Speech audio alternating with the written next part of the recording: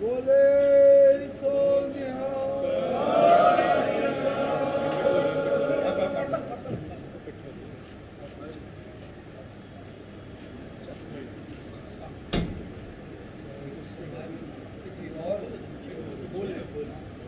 बोलन का कुछ बोले सो निहाल। बोले सो निहाल।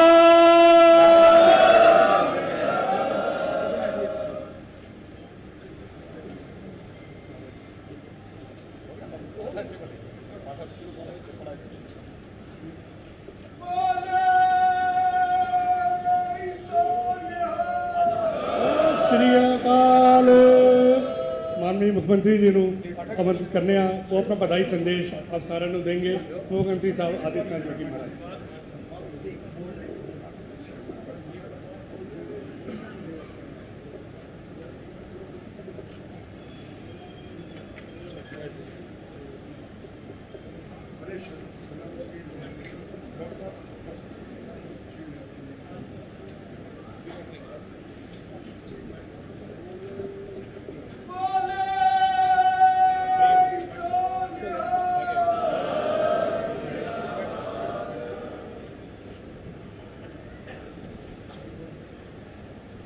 खालसा पंथ के स्थापना दिवस के अवसर पर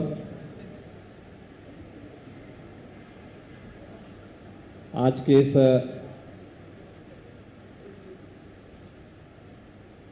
पावन संगत कार्यक्रम में उपस्थित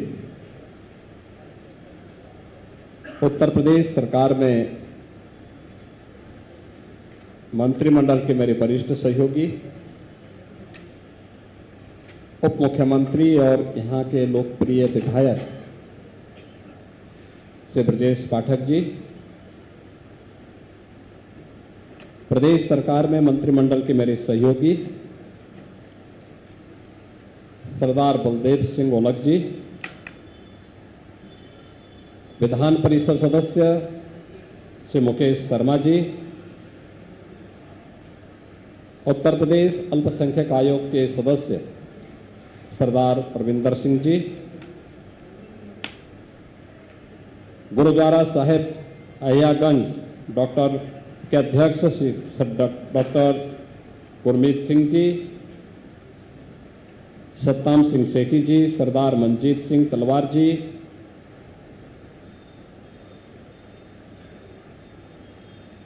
सरदार डॉक्टर अमरजीत सिंह जी,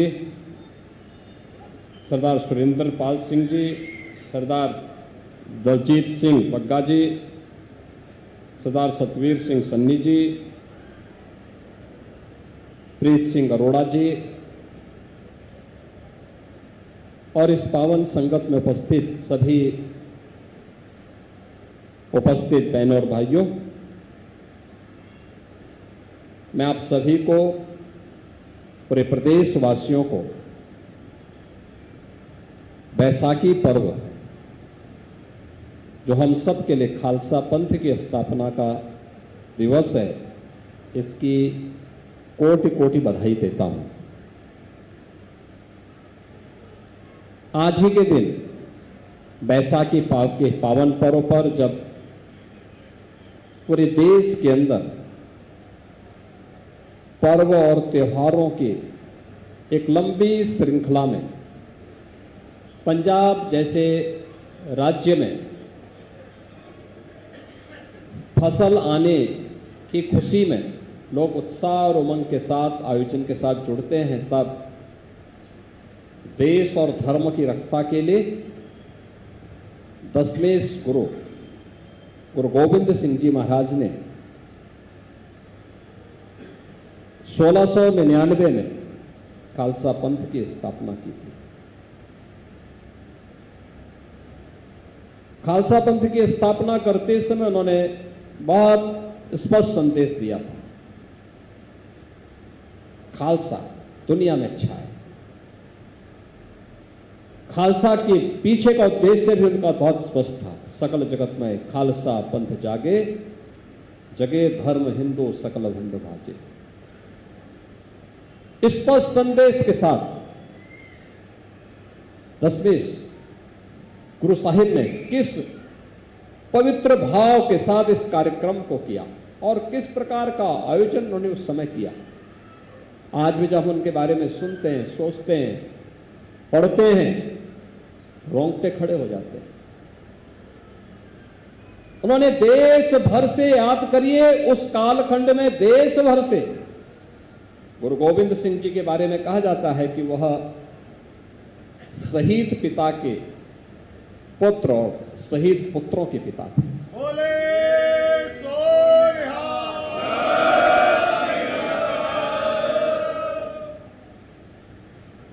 और उस समय उन्होंने देश भर से सिखों को बुलाया। कहते 1 लाख से अधिक सिख एकत्र हुए थे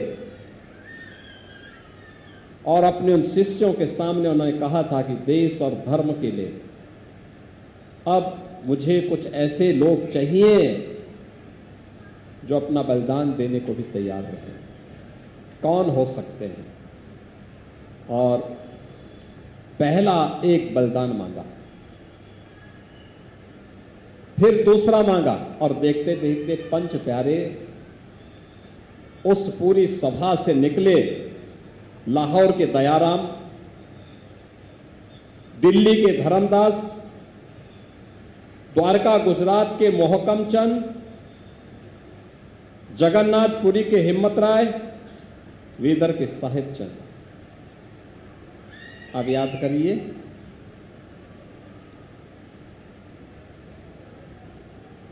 एक तरफ क्रूर औरंगजेब का शासन,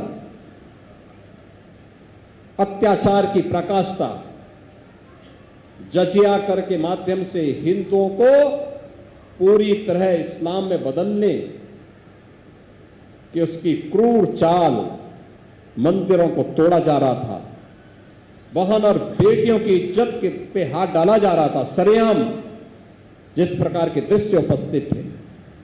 और उस समय अपने 1 लाख शिष्यों के साथ मिलकर के देश और धर्म की इन ज्वलंत समस्याओं पर एक प्रभावी संघनाद करने का कार्य दशमेश गुरु गोविंद सिंह जी महाराज के द्वारा किया जा रहा था।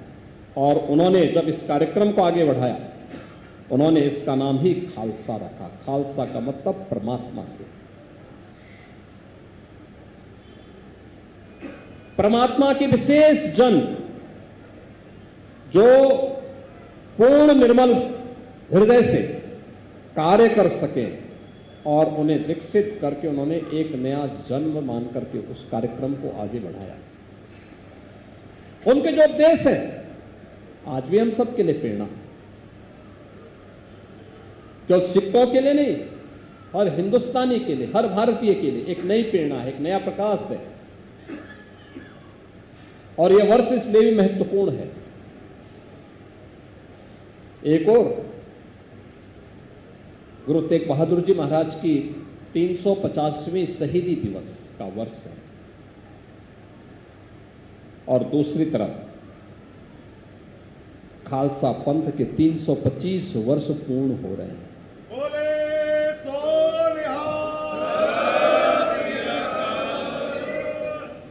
यानी 325 वर्ष की इस यात्रा खालसा पंथ ने की है और गुरु गोविंद सिंह जी महाराज के बंदे जहां कहीं भी दुनिया के अंदर गए, अपने जज्बे से, अपने संघर्ष से, अपने शौर्य से, अपने पराक्रम से अपना लोहा मनवाए। यही है गुरु के प्रति सच्ची आस्था का भाव। ये उन्हीं की कृपा है कि सिख कहीं भी होगा वह बिना झुके, बिना डिगे अपने पद पर आगे बढ़ता और इसलिए सरदार भी कहलाता है।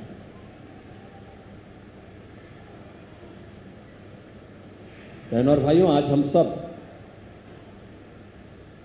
खालसा पंथ के 326वें वर्ष में प्रवेश कर चुके हैं। कितनी गौरवशाली परंपरा के साथ आप चल रहे हैं। गुरु परंपरा गुरु नानक देव जी से प्रारंभ होकर के आगे बढ़ते बढ़ते और फिर शक्ति के ऐसे पुंज के रूप में पूरे भारत के लिए प्रेरणा का माध्यम बन गया, जिसकी मिसाल दुनिया में नहीं मिलती, जिसकी मिसाल दुनिया में नहीं मिलती। गुरु गोविंद सिंह जी महाराज ने तो विचित्र नाटक में अपने सब कुछ अपने बारे में, पूर्व जन्मों के बारे में सारा विस्तृत उद्धृत करके उन्होंने रख दिया। एक नई प्रेरणा है हम सब के लिए, एक नया प्रकाश है, और उस प्रेरणा और प्रकाश से जब भी हम प्रेरित होते रहेंगे, कोई बाधा हमारे मार्ग में कभी नहीं आ सकती। याद रखना, कभी नहीं आ सकती। हम आगे बढ़ेंगे, निश्चित ही आगे बढ़ेंगे, और इसलिए हमारा प्रयास होना चाहिए कि 325 वर्ष की शानदार यात्रा को, जिसने विपरीत परिस्थितियों में विधर्मियों का मुकाबला करते हुए न केवल अपने अस्तित्व को बनाए रखा, बल्कि देश और धर्म की रक्षा करने के लिए उन पूज्य गुरु परंपरा के आदर्शों का अनुसरण करते हुए उनके विजन को जमीनी धरातल पर उतारने का काम किया। आज भी एक शानदार यात्रा के साथ आगे बढ़ रहे हैं, लेकिन चुनौती हमारे सामने अब दूसरी प्रकार की आई है। मैं पिछले दिनों सुन रहा था कि तराई के क्षेत्र में भी और पंजाब में भी धर्मांतरण की घटनाएं बढ़ी। क्या ये हमारे लिए चिंता का विषय नहीं है? गुरु गोविंद सिंह जी महाराज ने तो पंच प्यारों में किनको बनाया था? कोई भेद नहीं। आज भी जब हम लोग कहीं जाते हैं, कोई व्यक्ति कितना भी बड़ा शहर हो, कितने भी लोग आ जाएं, भले ही अन्य जगह कोई उसको लंगर मिले न मिले, लेकिन गुरुद्वारे में उसको लंगर छकने के लिए जरूर मिल जाएगा। बोले सो निहाल। कहीं कोई दिक्कत नहीं, कोई भेद नहीं, कोई पूछता नहीं वह सिख है, नॉन सिख है, किस जाति का है, किस मजहब का है, किस धर्म का है, कहां से आया है, कुछ नहीं। जो आया है हर एक को दे करके इसको हमने मान लिया कि गुरु का प्रसाद है, हर एक व्यक्ति को लेने का अधिकार है। उसी भाव के साथ हर गुरुद्वारे में सेवा आज भी चलती है। सैकड़ों वर्षों की विरासत है, लेकिन तब भी ये घटनाएं क्यों? और इस पर मिलकर के कार्य किए जाने की आवश्यकता है। दोनों प्रकार से रोकना भी है, लेकिन साथ साथ इसका कारण क्या है, उस कारण का निवारण भी स्वयं निकालना है। बीमारी अगर कहीं है, उस बीमारी का ससमय उपचार होना आवश्यक है। दूसरा, जिस पराक्रम के लिए, जिस पुरुषार्थ के लिए गुरु गोविंद सिंह जी महाराज ने खालसा पंथ की स्थापना की, उस पुरुषार्थ से भागना नहीं है, भागना नहीं है। जो भी कौम अपने पुरुषार्थ से डिगेगी, उसके सामने संकट आएगा। इधर उधर भागने की बजाय जहां पे है वहां पर कार्य को और मजबूती के साथ आगे बढ़ाने की आवश्यकता है। मैं देख रहा हूं तराई के क्षेत्र में जिन्होंने उसे एकदम अनुपजाऊ से उपजाऊ बना दिया, आज वहां सोना उगलने की स्थिति है। अब वहां से युवा भाग रहे हैं, कोई ऑस्ट्रेलिया जा रहा है, कोई कनाडा जा रहा है, कोई यूके जा रहा है। क्यों जा रहे हैं भाई? आपने उस क्षेत्र में कुछ नया करिए। आपके पूर्वजों ने इस बंजर भूमि को, जहां मलेरिया के सिवाय कुछ नहीं था, उपजाऊ बनाया। आज उसको और मजबूती के साथ आगे बढ़ाने की आवश्यकता है। अन्य क्षेत्रों में भी इस प्रकार के कार्यक्रम आयोजित किए जाने चाहिए, जिससे गुरु परंपरा के साथ साथ उन उपदेशों का हम अक्सर से पालन कर सकें, जिसके लिए सब जाने जाते थे। और इसीलिए मैं इस बात को बार बार कहता हूं कि हमें गुरु परंपरा के आयोजनों के साथ सभी लोगों को मिल करके उसे आगे बढ़ाना चाहिए, भव्यता के साथ आयोजित करनी चाहिए। नई पीढ़ी के लिए एक नई प्रेरणा और प्रकाश का कार्यक्रम ये बन सके। और हमें प्रसन्नता है, लखनऊ में जो कार्यक्रम हुए आज देश भर में हो रहे हैं। गुरु गोविंद सिंह जी महाराज के 4 साहिबजादों के स्मृति में वीर बाल दिवस मांग होती थी, हो नहीं पाता था। एक बार जैसे ही मुख्यमंत्री आवास पर होना प्रारंभ हुआ और उसके बाद आदरणीय प्रधानमंत्री जी ने 26 दिसंबर की तिथि वीर बाल दिवस के रूप में पूरे देश के अंदर घोषित कर दिया। ये आकर्षण था। किसी को भी इससे पहले जवान पे तो सबकी थी, लेकिन कोई इस आयोजन के साथ नहीं जुड़ पाता था। लेकिन आज पूरा देश जुड़ता है, नौजवानों के मन में भाव आ गया है। गुरु गोविंद सिंह जी महाराज के 4 साहिबजादे सरहिंद के लिए कैसे इन्होंने अपने आप को बलिदान किया, यह आज हर नौजवान के मुंह पर आज शब्द निकलते हैं। और इसीलिए हमें इन कार्यक्रमों को एक नई प्रेरणा के साथ जोड़ा है, एक नए कंपटीशन के साथ जोड़ा है। और गुरु तेग बहादुर जी महाराज की 350वीं शहीदी दिवस का कार्यक्रम है, इस वर्ष पड़ रहा है। कार्यक्रम भव्य हो। मेरे साथ 2 बार बैठक हुई है। जल्दी से कमेटी अपनी रणनीति तैयार करके आगे बढ़ाए। राज्य सरकार के स्तर पर क्या क्या कार्यक्रम होने हैं, कहां कहां पे सहयोग की आवश्यकता है, पहले से ही अपनी पूरी कार्य योजना उपलब्ध करवा देंगे। तो मुझे लगता है कि हमें भी उसको और तेजी के साथ आगे बढ़ाने में मदद मिलेगी। हम चाहते हैं बहुत अच्छा कार्यक्रम उत्तर प्रदेश के अंदर होना चाहिए, बड़े कार्यक्रम होने चाहिए, बड़े स्तर पर होने चाहिए, हर जगह होने चाहिए। क्योंकि गुरु तेग बहादुर जी महाराज का हो, गुरु गोविंद सिंह जी महाराज का हो, गुरु गोविंद सिंह जी महाराज के 4 साहिबजादों का हो, सिख गुरुओं का हो, या देश और धर्म की रक्षा करने के लिए सिख योद्धाओं का बलिदान, तो उनके लिए अपने परिवार के लिए नहीं था, उनके लिए स्वयं के लिए नहीं था, इस देश और धर्म के लिए था। और देश और धर्म के लिए हुआ कोई भी योगदान वह व्यर्थ में नहीं जाना चाहिए। पूरे समाज को जोड़ने का माध्यम बनना चाहिए, पूरे समाज को उसके साथ जोड़ करके हमें आगे बढ़ाने की आवश्यकता है। और मैं इस बात के लिए आपको आश्वस्त करूंगा, बहुत भव्यता के साथ आयोजन होने चाहिए।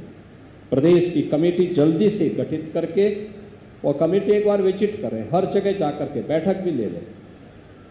समय बीतने में समय नहीं लगता, हमें समय के प्रबंधन को भी ध्यान में रखना होगा। समय से सारे कार्यक्रम एक साथ आगे बढ़ा करके, और सबकी जिम्मेदारी तो आज आपके पास टेक्नोलॉजी है, वर्चुअली भी बैठक करते रहे। और राज्य सरकार के स्तर पर क्या योगदान होना है, तत्काल इस कार्यक्रम को हम आगे बढ़ा देंगे। तो यही अपनी गुरु परंपरा के प्रति हमारी ओर से कृतज्ञता होगी, यही होगी। और यही कृतज्ञता का भाव जो गुरु परंपरा से आगे बढ़ी है, सिखों की उन्नति और उनकी खुशहाली के पीछे उन्हीं की एक आशीर्वाद है, उन्हीं की कृपा है। आज के इस अवसर पर जब खालसा पंथ की स्थापना के 325 वर्ष पूर्ण हुए हैं, 326वें कार्यक्रम के साथ आज हम यहाँ पे जुड़ रहे हैं।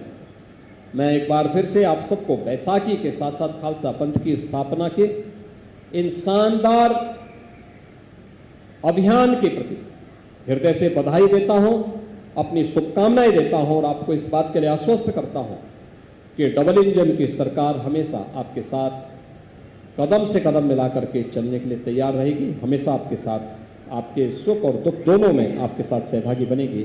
आप सब मेरे साथ बोलेंगे, बोले सो निहाल, बोले सो निहाल।